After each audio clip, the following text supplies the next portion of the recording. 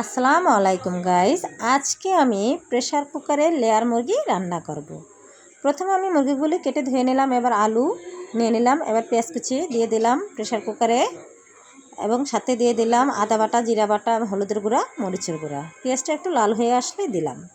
তারপর ভালোভাবে মশলাটা মিক্সড করে নিয়ে এবার কষিয়ে নিলাম।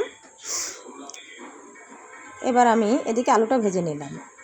এবার আমি রেখে দেওয়া মুরগির মাংসগুলো দিয়ে দিলাম এবং ভালোভাবে কষিয়ে নিলাম।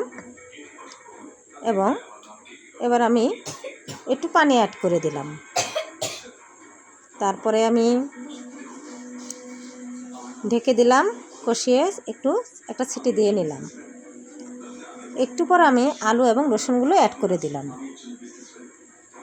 তারপর আমি অ্যাড করে দেওয়া হয়ে গেল। এবার আমি একটু পর উঠিয়ে নিলাম।